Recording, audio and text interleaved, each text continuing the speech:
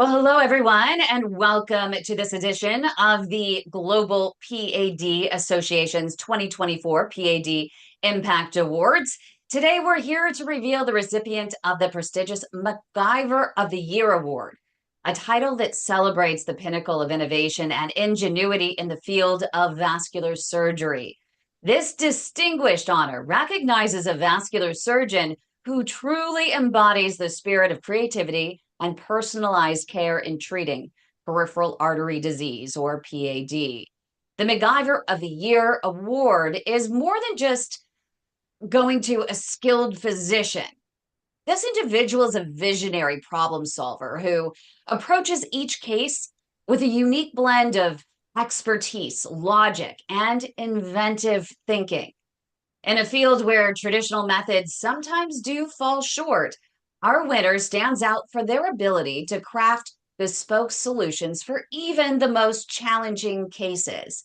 His work goes well beyond conventional treatments, pushing the boundaries of what's possible in vascular surgery. With an unwavering commitment to restoring blood flow and preventing limb loss, this surgeon has demonstrated time and time again that with the right mindset, there's always a way to make a difference in a patient's limb and their life. So it is with great pleasure that we announce the winner of the 2024 Macgyver of the Year Award, Dr. Miguel Montero Baker, vascular surgeon at Hope Vascular in Houston, Texas. Dr. Montero Baker, welcome to our interview and congratulations on the well-deserved recognition. That's beautiful. Thank you. It is a great honor, and with the utmost humility that I accept this. Thank you very much to you and to everybody behind these beautiful efforts to bring recognition, but more importantly, to shine the light on this unique issue that hurts so many people and is still today very unknown and a bit of a mystery. So I appreciate you and everybody behind this effort. Thank you. And as you know, this award is driven by patients. It's the only award in this field that is driven directly by patients.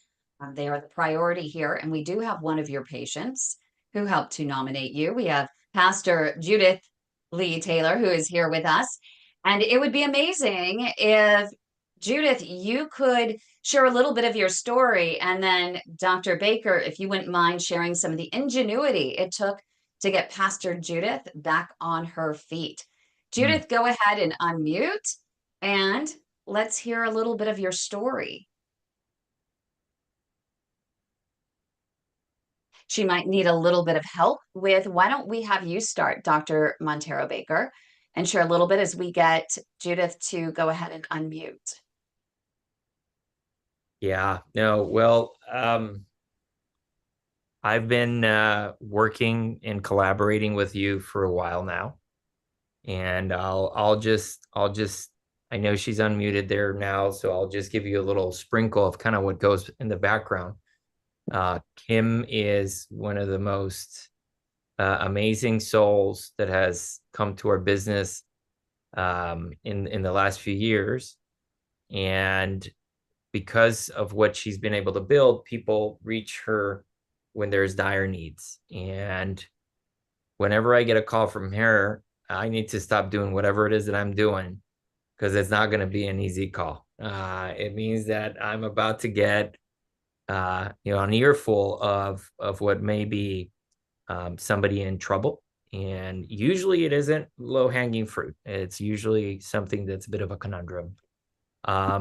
But it fills me with hope, and so we try our best. And so I just say that this was a few months ago now, maybe, and you called me and said, I need you, and specifically Judith needs you, and you gave me a little bit of an understanding what was going on and some of the things that were being proposed, and I said, well, I can't promise anything, but I can promise you one thing is I'm going to try my best. And I think I was very transparent with her about that. I don't sell cars. but I sell my hands through God and my capacity to give it all my best. So Judith, I'll let you kind of take it from there as to what was happening in your life. Well, you very eloquently set the stage. It was true that I was at the end of my rope. I was being offered disfigurement rather than help, and no one was listening. That's one thing that makes Kim so special, and in turn, you, because you listen. And a lot of times I can tell that both of you are listening. Um, may I say, with God on your shoulder? 100%. And even the name of your clinic, Hope, is one of those things that may not be spoken about, but it's a potent medicine. You talked to me like an intelligent person and told me what was going on. It didn't hurt that Houston Methodist also has the video of doing an angioplasty, and I could just get up in there and see. But you answered my questions. You treated me like an adult. And at no point did I feel you were just getting me off your list. I always felt like we had a connection and that you really cared what happened to me. And that's priceless. That's priceless. Yeah, that's amazing. And Judith, you had doctors that wanted to cut off your legs. You had them Yes. wanting to do what some consider palliative care, which is an axillary bifemoral bypass, which Yeah. has a very high mortality rate. Um, Hmm. you just had no options Yeah. available or being offered to you in your local community. And here comes, Dr. Baker, who says, well, conventional options, I agree, probably aren't going to do for you. They're not going to give you the symptom relief that you need and the long-term durability. And so here comes Dr. Baker saying, you know what? I got to create something. And he I did it. got to go in and I have to do some hybrid approaches to opening up those vessels. Am I Yes. right? Yes, he did 3 different procedures as one, Right. Yeah. So 6 hours. one of the things that at the end of the day, we're plumbers. We're trying to figure out how to get your good red blood cells full of oxygen to the right part of the leg. And that may imply a combination of things. And many years ago, we only had one axe. We only had Mm. one way to do the procedures. And Oh. that was big cuts and big incisions. And Mm. what happened afterwards in more contemporary times is that we have developed wires and balloons and stents and all these very great tools that are minimally invasive. Well, guess what? There's beauty in both and there's need in both. Yeah. And so one of the things that I'm, really proud to carry is deep knowledge on both. And so I tend to be very unbiased. I'll see a patient, I'll say, listen, I think open surgery is going to be great, or I think minimally invasive surgery is going to be great. Now, in your case, it was such a bit of a puzzle to put together that I actually had to use both things at the same time. And so there was going to be this part of the procedure that was going to be open with incisions. There was this part of it that was going to be just wires and stents. And so, it all came together, thankfully, in a very blessed and beautiful way, for a good result. And it wasn't necessarily that we were going for some Hail Mary, and I was very clear on this is as where we're going to get, but this is going to probably help enough to get us to then put a little bit of work and exercise and get to the next Mhm. level. But Yeah. that was it. And I was very pleased. I was very pleased with how things went. I thank God And for your skill level that you know how to do both expertly. Thank and you. Pastor Judith, how are you Yes, feeling now? I'm Are you happy in back? it at full speed. Probably feeling better than ever, huh? Oh yeah. years. That makes me very happy, very content. Thank you for sharing. I appreciate Yeah, you. thank you so much, Pastor Judith. We really appreciate you for being here and sharing your story. And Dr. Baker, I'm really I there are so many different doctors out there that will say, I am only looking for something that's evidence based. There has to be, you know, level one evidence to do any sort of procedure. But when it comes to PAD and so many different presentations of disease and patients coming to you at different stages, even at the stage in which Judith Taylor actually came to you, which is after a whole bunch of other failed procedures, failed stents, failed grafts, I mean, all of the above. And I mean, it was a train wreck at the time that you needed to lay new tracks. Yeah. How is it that you are able to kind of buck the trend and say, you know what? We don't have time for level one evidence. I'm going to take this and this and this approach where you have level one evidence in each one of those approaches, and I'm going to put them all together and I'm going to create something new to keep this patient on their feet. What is it about your mindset and your approach? How is it that you're able to say, you know what, I am going to exhaust all efforts? I don't care. Yeah. Um, so I think, listen, at the heart of everything, as physicians, we are scientists. And of course, whenever we can, we are going to use as much evidence as we can to support what we do. Unfortunately, not everybody fits into these studies or into these protocols. And if you look at a lot of the science out there, the patients that were used for certain studies are so controlled, meaning that they sub-selected a very particular subgroup of people. Well, guess what? When you go out in the real world and you deal with real people and real problems, nobody fits those very particular guardrails that the FDA or different research entities have placed. And so, yeah, everybody would love to have the perfect solution already vetted. But when it comes to real world, you don't have that. And to enter into analysis paralysis and not offer a solution when you have somebody in need, when you have a tissue that is suffering, when you have cells that are dying minute by minute, there is no time for finding that holy grail of scientific paper that will guide you. And so that's where a combination of sound training from the past, combination of experience, little white hair here or there that I've accomplished to get throughout the years, and just a very creative and open imagination. I come at this in a super unbiased and open way.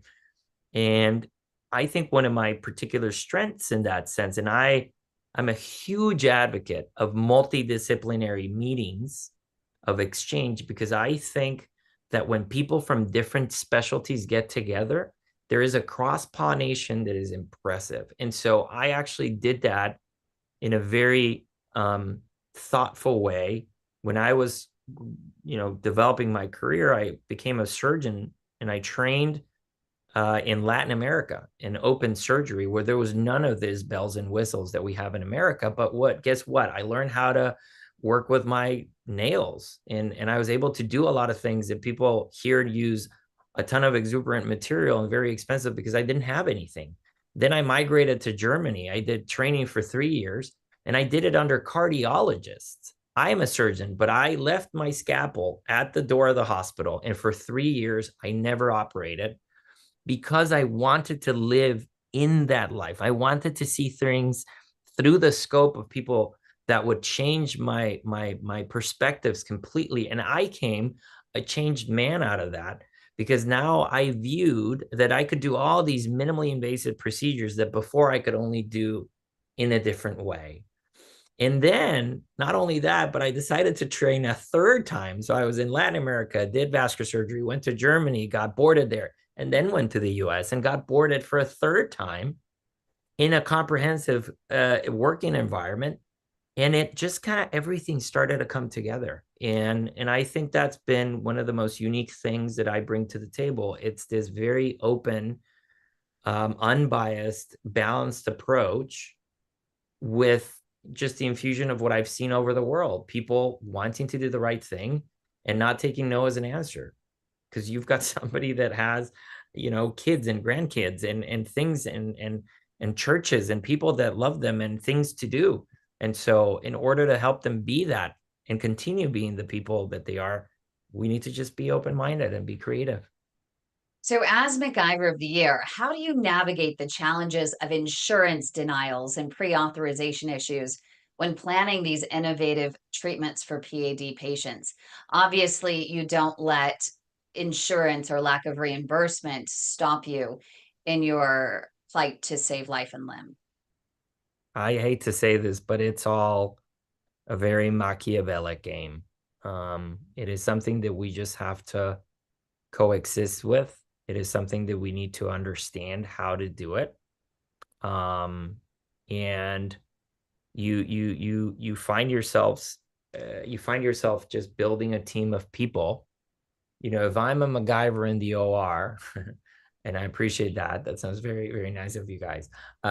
I need my Macgyver on pre-authorization. I need to build Macgyvers in revenue cycle management. I need to build Macgyvers at every level in my corporation because I am who I am only because of the people around me that help me be me, right? If I don't even have a front desk to room a patient or check insurance status, then we can't do everything else. And so it's an orchestra of coordination that just demands relentless resilience. We don't take no for an answer. We're on that phone all the time. We do doc to docs.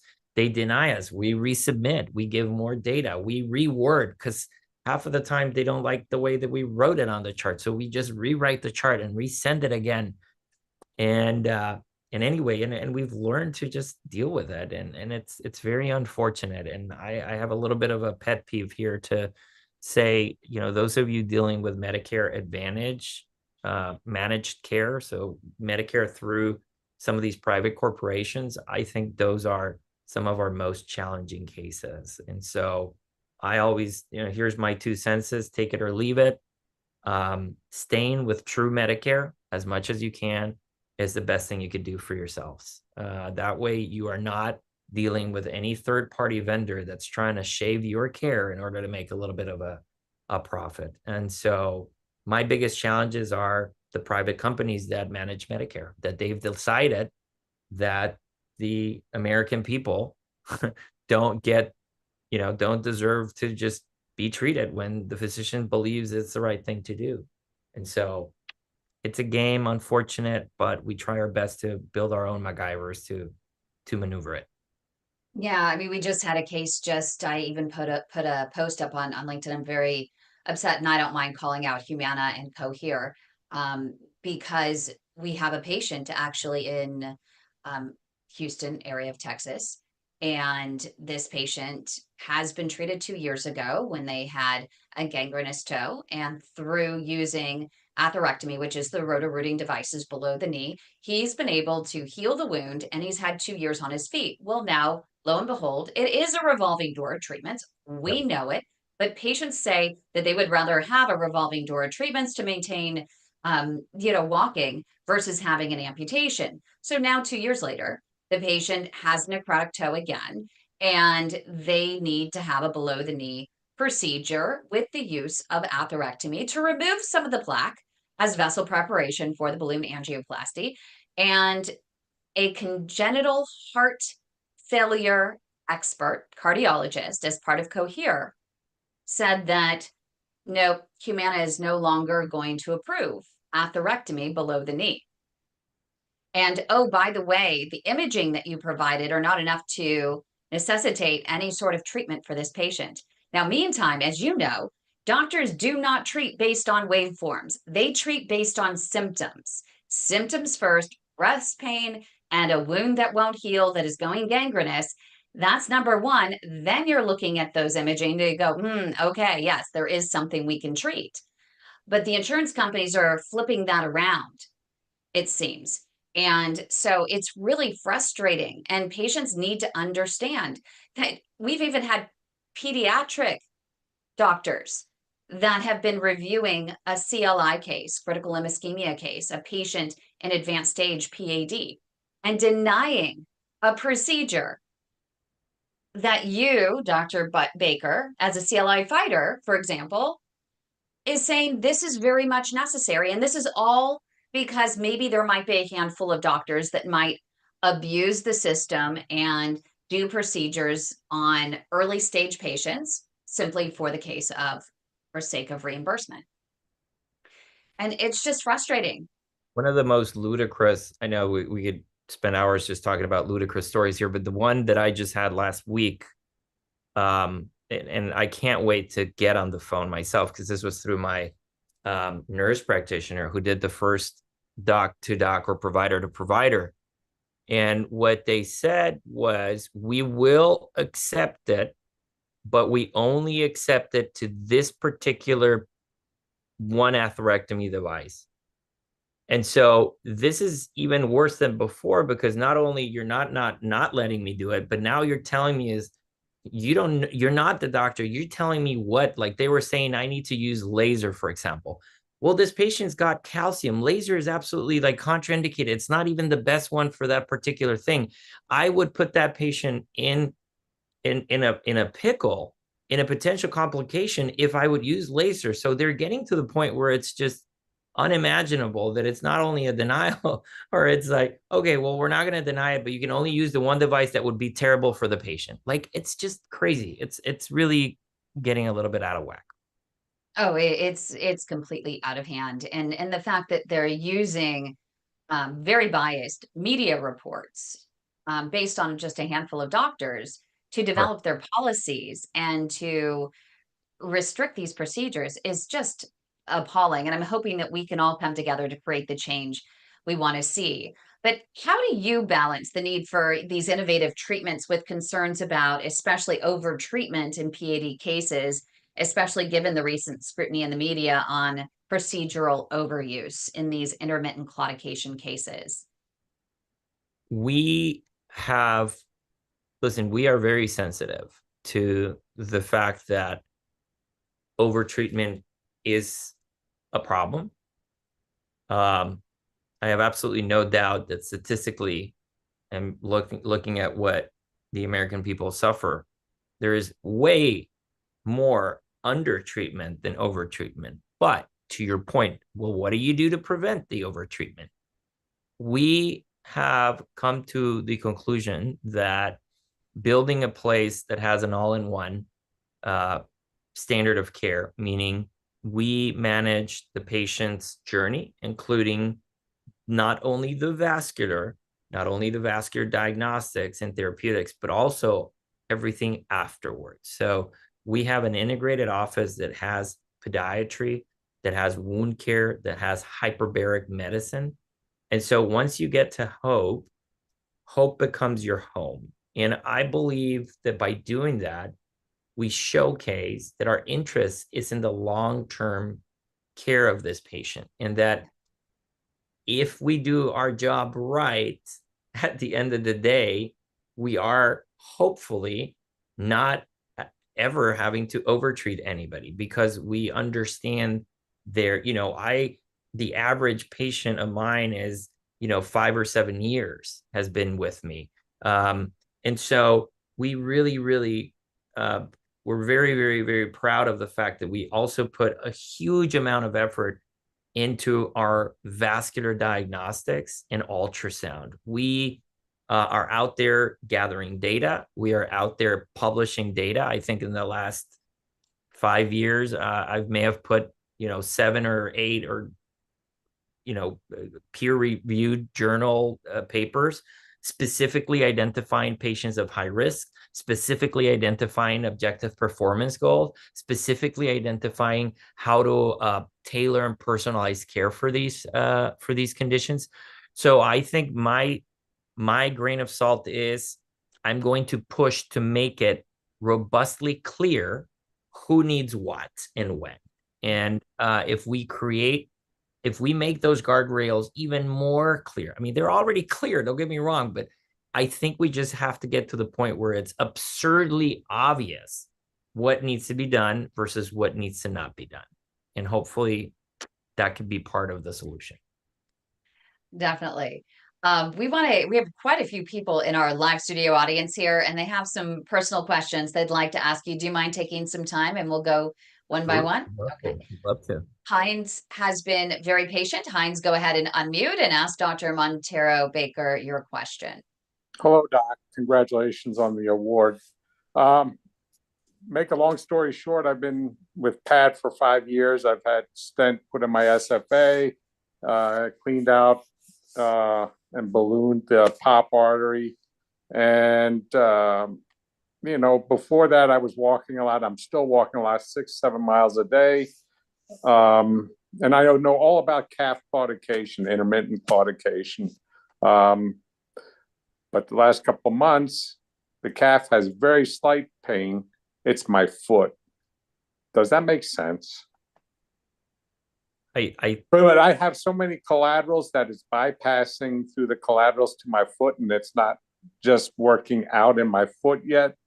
I mean, eventually when I walk enough, my foot tends to feel a little better. But again, I'm walking 6-7 miles a day. Does that make sense? And I'm seeing a podiatrist, by the way, next week. So I want to know from her whether it's mechanical or blood flow. But I'm just asking for an opinion. Yeah, and the answer is anything in the realm of PAD and leg-related condition makes sense.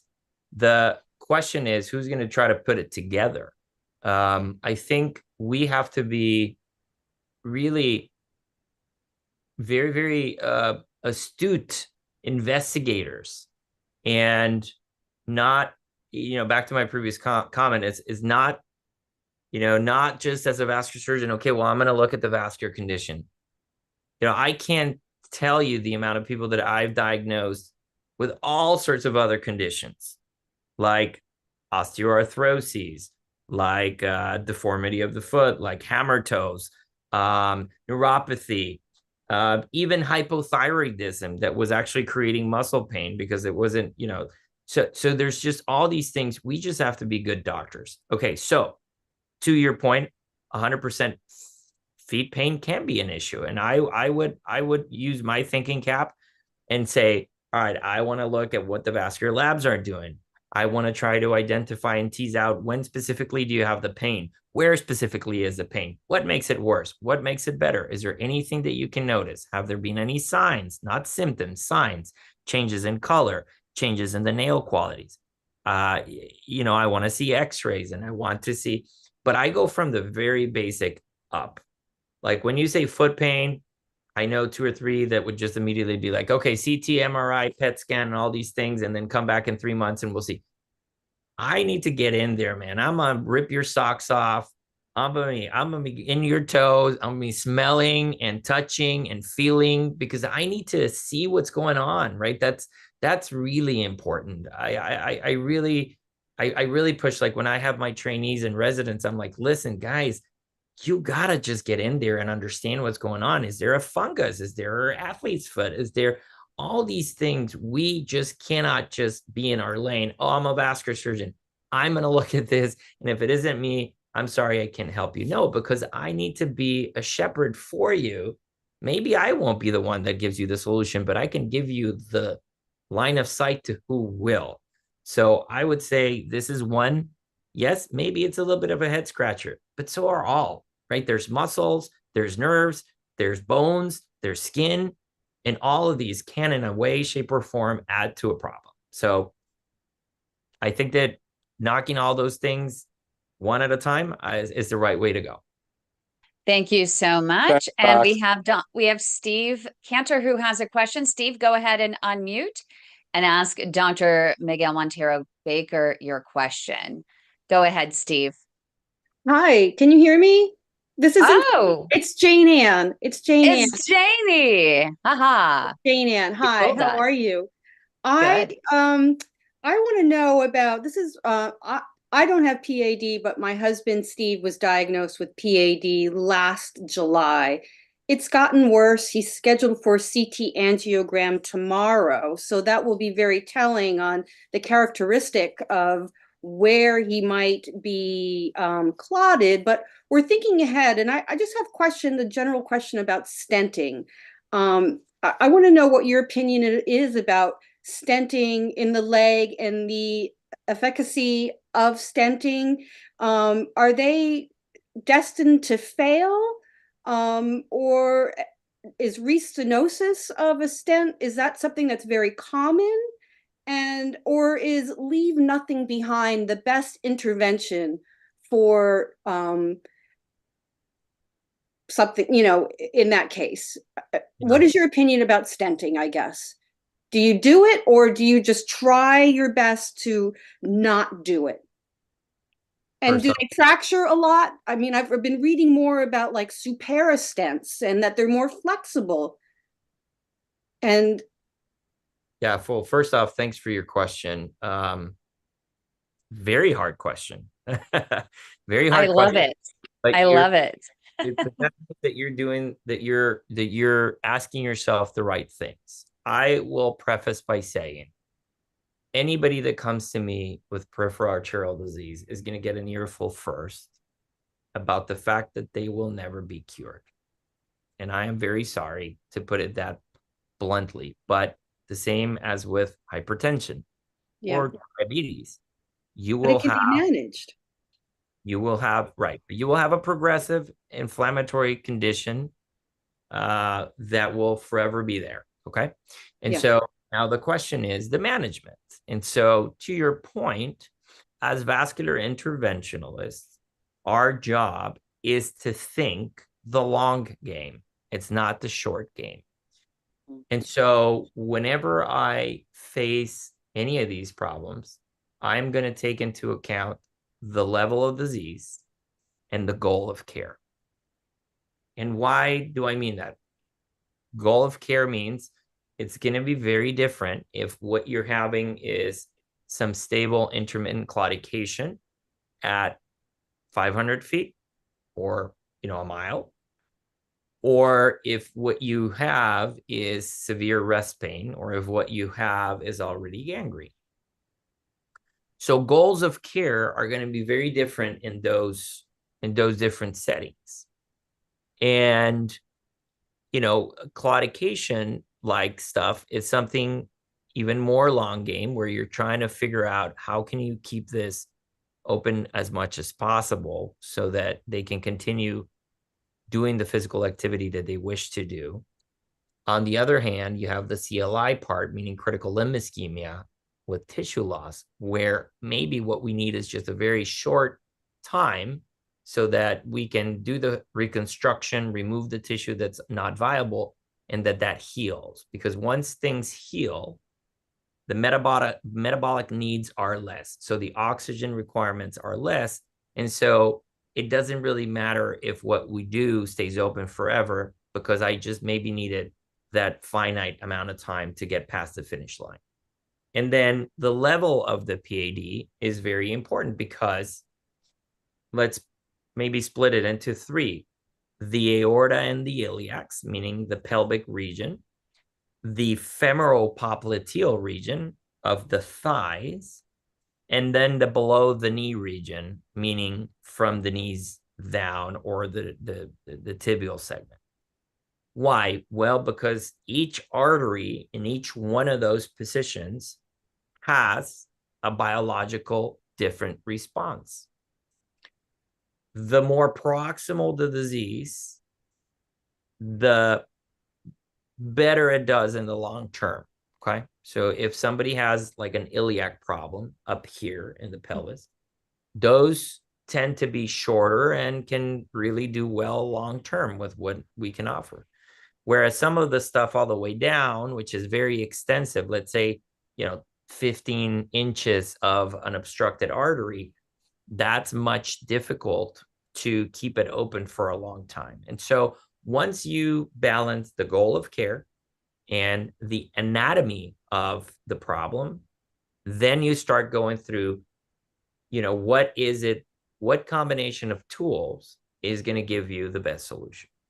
And depending on the extension of the disease and the anatomy of the disease, there is unequivocal data that shows that in certain conditions, a stent is going to outperform anything else. Whereas in other anatomies of the leg, that is not so clear. And at the end of the day, you go in with one plan based on data, as Kim suggested earlier, because, data suggested this is the best alternative. But at the end of the day, I may be in there and I may have to pivot and decide to do something different. So maybe I am going in with an intention to leave nothing behind, because maybe that's probably what I want. And I think that I can use certain balloons with drugs and stuff like that can give a really good result long-term. But hey, you know what? At the time of the procedure, the calcium was severe, extensive, and it couldn't budge. Well, there's no sense leaving that room without a scaffold, and the stent is going to be a necessity. So, I think there's not going to be a perfect answer unless I had that CT scan and I had your husband next to me, and then I could give you as best answer as I could. In general terms, the principle of leaving nothing behind should prevail, because anything you put in the human body will create a chronic reaction, no matter what it is, right? I mean, even plastic surgery, right? I mean, breast implants, years later can create a reaction. And a lot of people have to go back and take them out, right? I mean, so all of these things are, nothing comes at no cost. And that's why as a surgeon, you have to play the long game. What am I There's no quick fix. No quick fix. There always has to be a contingency plan. If A, then B. What I do today is going to impact the potentially inevitable procedure that'll happen 3 years down the line. So I need to, when I'm putting something in today, I'm thinking, man, if I'm going to be back here in a year or 2 or 3, how am I going to go about this? Is this going to preclude me from doing a good job down the line? That's how long our games are. We play chess. It is a very calculated and methodical process by which you have to deal with what's acute and what you have to do to get out and make sure that you get your lovely husband home the next day. And I get my shot at fixing him forever. That's it. And there's no right or wrong answer in that, but there's certainly a lot of experience-based criteria that you could use to make that decision as informed as possible. Okay. I do like the leave nothing behind. When I still have doctors around the world that will tell a patient before going in for an angiogram, hey, they just call it a stent procedure. We're just going to go in and we're going to put in a stent. And I always say, well, that's a red flag, because there is the general newer philosophy to leave nothing behind unless it's the heart, the aorta, or the iliacs, as you suggested. For the most part, most doctors really are erring to the side of, if I don't have to stent, I'm not going to, unless, of course, it's a bailout situation, perforation, dissection, or something like that. But we are seeing newer technologies, especially for below the knee, the bioabsorbable stents. We're also seeing, well, it's an even newer technology that has been cleared in Europe, but not here in the US yet, that is called SPUR. And I think you've been involved with that, Dr. Baker. And that's actually a retractable scaffolding, which gives us even more hope that maybe we're going to expand this philosophy of leave nothing behind. Yeah, I mean, the pace at which med devices are pushing forward, and the fact that there are so many of us involved in clinical research. I mean, I'm flying to Costa Rica, I want to say at the beginning of next year, and I'm going to do bypass surgeries, which with what seems to be like the holy grail of prosthetic grafts. It's one that's bioabsorbable. That's going to be essentially, it's a scaffold that's going to be then migrated by the patient's own cells. So at the end of the day, it's almost like they build their own bypass, but you just kind of put a scaffold. That's just like an idea of like 1,000 out there that are pushing. So I really hope for our own goods that what we're saying today will be seen as dumb in 3, 5, and 10 years, because you know, it's progressing. So I remain hopeful that, as hard as this may be, as new devices hit the market and investigation keeps being propelled, you know, our alternatives are opening. I mean, we already have devices now too that we do for what we call the no option patient. And so now we have to remove that stigma. There is no option patient, because now we have devices that help the no option patient. So now what seemed to be a no option patient disappeared, and it's now a subgroup of patients that get another particular procedure. So yeah. I love that. I love that's the deep vein arterialization, or what they also call TAD-V, where they hijack a vein into the foot to restore blood flow into the foot when it has no blood flow. And then also there's the minimally invasive bypass, that is PTAP, or the detour system, that can actually be used possibly instead of an invasive popliteal fempop bypass. So lots of options. Really important for everyone to explore all of the different options available with different doctors, because not just one doctor is going to have every option that might be available for you, but make sure whatever option you do choose, that there's the contingency plan, that there's another contingency plan, that you're always looking to kick the can forward, right? And that there is a plan beyond when whatever you're doing fails. And we do have Dawn Marie. Dawn Marie, if everyone can keep your questions pretty short. Dawn Marie, go ahead and unmute and ask Dr. Montero Baker your question. Am I unmuted? Yes. Okay. Is there a way that you check a patient's inflammation levels before you go in to do any type of procedures? That's a great question. We do have a few biomarkers. We don't necessarily do them routinely. We do them in I mean, because there's, to Kim's point initially, there's not 1A data, meaning there's not enough data to say that everybody should be checked for high biological activity. But if anybody comes to me with a history of multiple failed procedures in a relatively short period of time, I will very strongly advocate to do you know, biomarkers of inflammation, C-reactive protein, you know, a lot of the autoimmune markers, PCR. Like there's a few different things that we look like.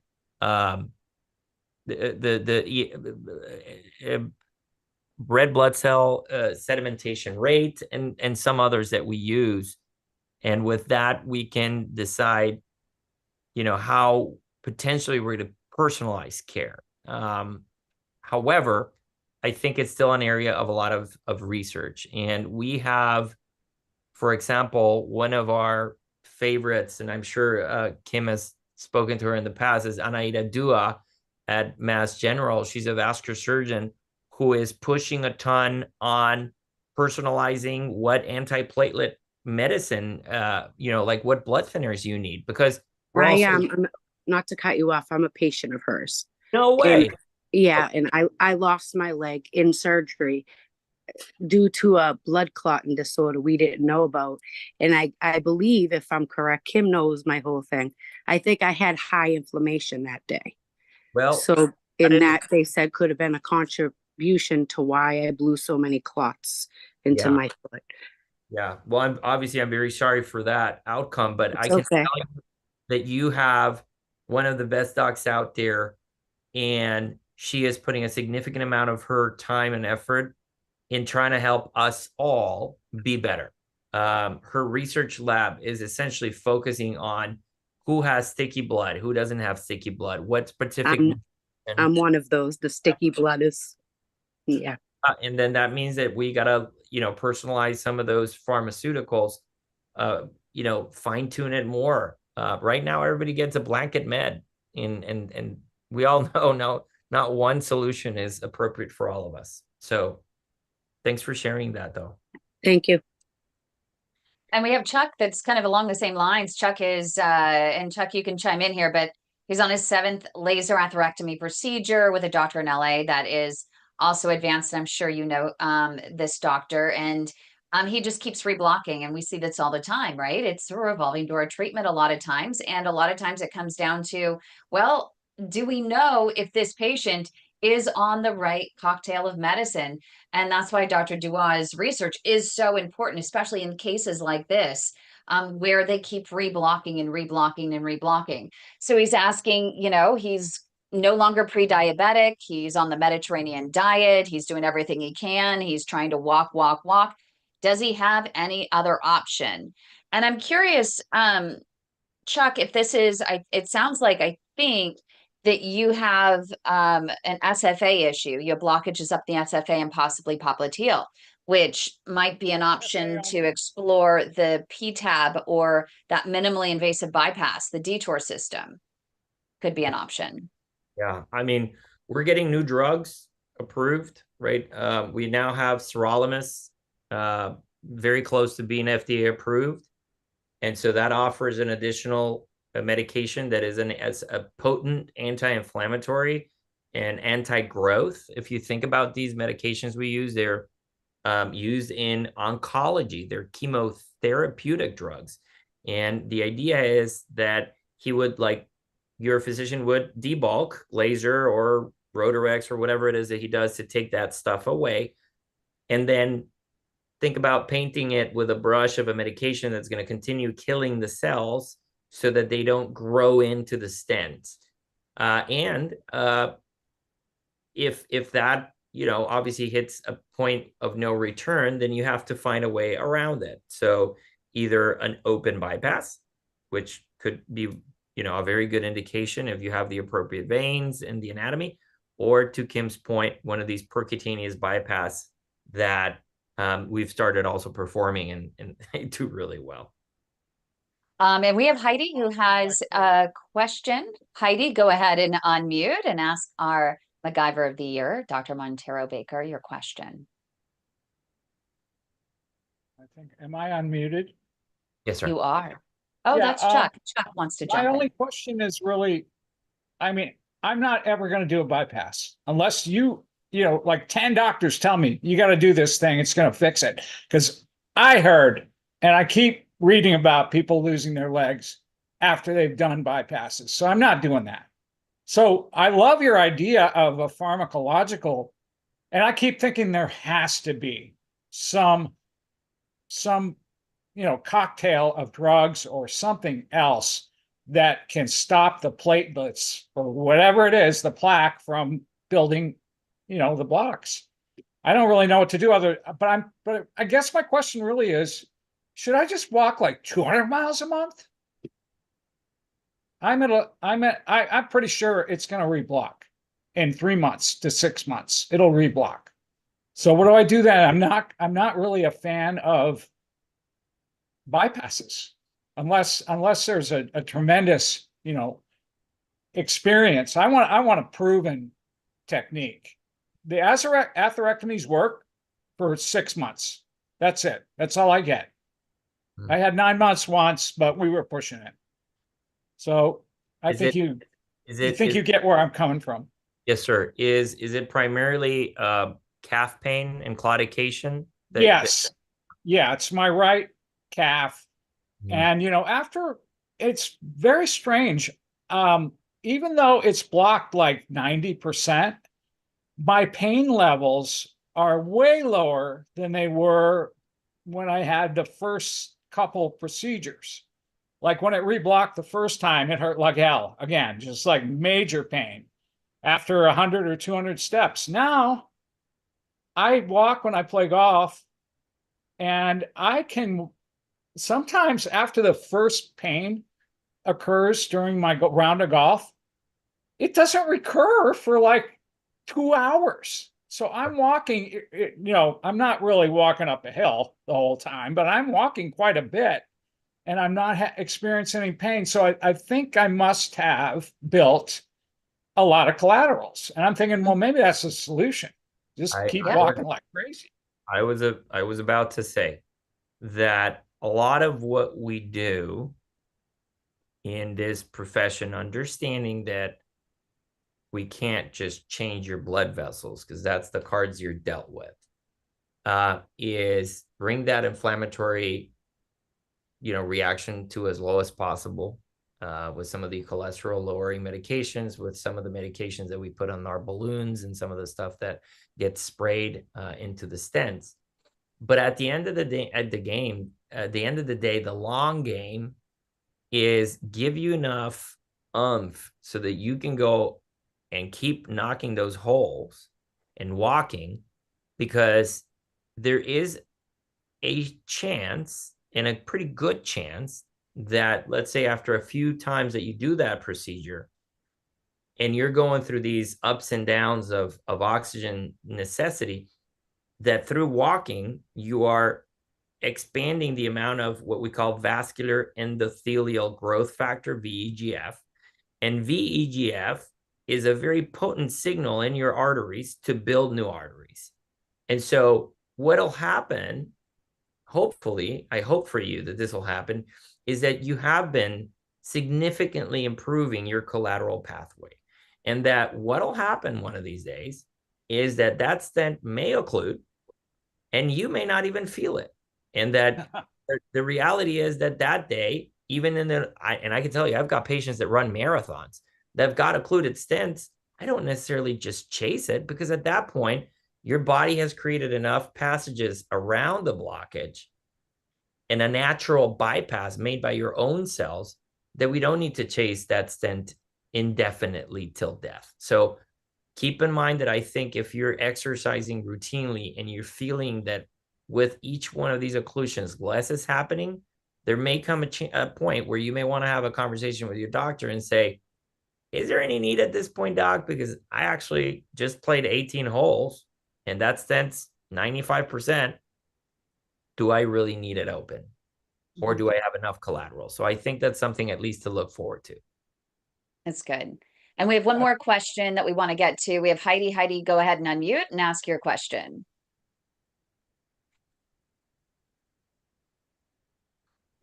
And if she can't unmute, maybe Josh, our producer, can help her. And if not, I actually have her question right here. She looks unmuted to me. She is probably having some trouble with her microphone, but I have her question. She's asking about a viable vein only being in the same leg that she may need a bypass. And does the ATA grow, the anterior tibial grow collaterals? So it's interesting. I'm curious about that as well, because I see still so many doctors that are using a vein from the other leg, when some of the more advanced doctors I see are actually using a vein in the same leg and doing two smaller cuts and just saying, well, I can just take this artery that's right next, and just, hijack this vein. It's still an invasive surgical bypass, and they're able to do it with, less incision. Yeah, I there's a lot of variability in practice patterns in that particular question. Sometimes you don't have a choice. Okay. And it sounds like maybe the way it was framed, there isn't a choice. Meaning, if your other leg has already had the vein removed, and this is the greater saphenous vein, which is the one that we don't use because the length is the right and appropriate length for most leg interventions. They already have it in a coronary bypass, right? Maybe somebody took it for already some surgery in the past. So that's all you got to work with, and it is what it is. When you have both that are good, I actually like using the same leg one so that I'm unburdened, so that I don't burden the other extremity with anything. And I personally like using endoscopic harvesting, which means that I have a special group of technicians that comes in, and with a special scope, they can remove the entire vein out of the leg with very tiny incisions, which precludes the necessity of just kind of whipping the whole leg open. And then to Kim's point, you can also, in the appropriate anatomy, do something called an in situ bypass, which means that you don't remove the vein at all. You just make a couple of incisions to swing the vein over, but you do have to break valves because veins normally only allow flow in one direction. And so that's it. Fantastic.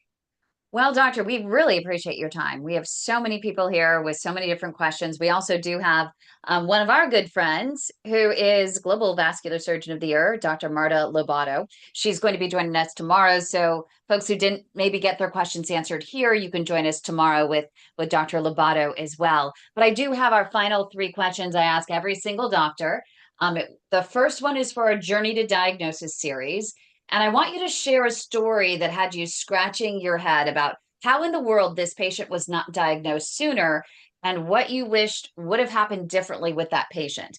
And every single doctor says, wow, you want me to just pick one? But yes, we do want you to just pick one that really stands out to you. It was actually a very no, let me switch because I think that one's there's a little bit of a legal conundrum going on. But We don't want that.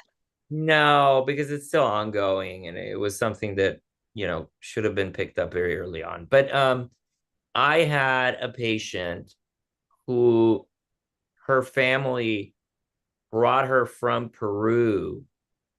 She had been placed. She was told that she had an autoimmune disease because there's a thing called Raynaud's, which is some people that have very vasoactive arteries. And so they spasm with cold or trauma. And she had been told that she had Raynaud's disease, which normally is an upper extremity thing, but that she had a very atypical form of like lower extremity Raynaud's. And she had a gangrenous toe. And she was essentially told that she needed significant amount of steroids, which ended up creating a ton of other problems for her health because nobody should be on massive amount of steroids unless it's an absolute necessity. And through some of these digital platforms and social media, one of the sons heard me speaking at something and reached out, and we had a telehealth visit from Peru. And I asked them if they had a vascular ultrasound, and no, they had never really had even a basic vascular ultrasound, not like. And so I knew one of my colleagues from Peru, who I knew very well, very reputable vascular surgeon. And I said, please go and see them and see if they can help. And so he got an ultrasound that showed that there was some occlusion in the tibial vessels. They had they had the money, so they flew, and yeah, there was a very wealthy family. So it wasn't even that there was like an access to care problem. It was just that they hit an unfortunate group of individuals that just chose to ignore PAD completely. And I revascularized her in my office in a 1-hour procedure. And she went on to sleep with no pain, came off the steroids, and is living a very fulfilling life today. After, being in this thing for almost 3 years, retained fluid and all these things that happened due to the steroids. And it was this very simple balloon angioplasty that needed to happen. And so, yeah, that's one of the ones that's very sad, but thankfully had a good outcome at the end. That is awesome. Okay, now share a case with a big lesson for you and for others. And I want you to describe the patient, the frustration with the case, and the lesson that you learned and others can learn from it. It could be a success. It could be a failure. It could include some of your Macgyver-ness in there as well. Little ingenuity. I'll put myself there out and I'll be vulnerable and share something I learned from very relatively early on. We can work in very different places in the hospital, and this is maybe something interesting for everybody to know, but we can do work in the cath lab, meaning we can do a procedure in a place where only endovascular therapy can happen. Or we can do a procedure in an operating room where only operating surgery, open surgery can happen. More novel solutions are what they call hybrid places, which means in the same room, you're going to have open and you're going to have endo capacities in the same established site of care. So I have everything to do open surgery, but I have everything to do endo in one. And this one particular case, it was complex, and maybe I was a little bit, this was a few years ago, and I was younger and maybe a little bit cockier. And I thought, they told me there's no hybrid rooms available. And I said, I don't need a hybrid room. This is an endo case, and I'm just going to do endo, and I'm going to be in and out. And I remember that I got in trouble. I think it was something along the lines of that device that I was using was, kind of cut into the artery. I had a perforation. I attempted to fix it, but via endovascular means, but ultimately I needed to do what we call a conversion, which means I have plan A. To your point, you need plan A, B, C, D, and be ready for that. And I undermined maybe the complexity of the plaque, and I needed to convert. But guess what? I'm not in the hybrid room, and so it was a big production. I had to put a balloon in the patient to temporize the bleeding. We had to, under general anesthesia, move him to a bed and like dash to the OR, and then put him back in the bed and prep everything and then cut down. And it was fine. And at the end of the day, we did it, but it was risky for the patient, transferring him under general. It was risky. I consumed resources inappropriately, and I learned a lesson. And my lesson was be very, very meticulous in deciding and try to have as much foresight as possible, because you got to plan from A to D. Yeah, love that. Okay, final question. When I was at Forbes magazine, we had a series called 10 Minutes That Mattered. The conversation you had, the clip of a movie you watched, a moment in a documentary, something eye-opening. But in this case, we're going to talk about the 6 minutes that matter, because you have even shorter time to have to make, real life and limb-saving decisions here. So share 6 minutes that mattered in your career. It has to be some sort of defining moment, a catalyst for change, a spark that led you in a specific direction. It could be that conversation you had with someone, a scene in a show, a movie or documentary, or a moment where you actually witnessed something eye-opening. So go ahead and share your 6 minutes that mattered. Well, I mean, the one thing that's mattered most in my life is this little guy. And when he came out, it changed everything. It put into perspective everything that I've done in my life. And I think I changed from a self-ish, career-oriented person to a selfless person. And my intention really is to give myself to others, and to protect them. And so, my dad was a physician, physical medicine and rehab. He put a ton of perspective in my life, helping me understand that what I do is not today, it's a long game. That's where I learned that. And I didn't really understand that until a lot of things just came into play in my life here in the last 3 years or so. So I don't know if I could just summarize 6 minutes of life, but I think influential moments like my dad and my son have just meant a lot for who I am today and for what I do for my patients. Go. Thank you so much, Dr. Miguel Montero Baker, the recipient of the prestigious Macgyver of the Year Award for 2024 through the 2024 PAD Impact Awards, presented by the Global PAD Association. Well-deserved, Dr. Montero Baker. We appreciate all you do to exhaust all efforts to save life and limb. Thank you from the bottom of my heart. I appreciate you all very much. Thank you for what you do.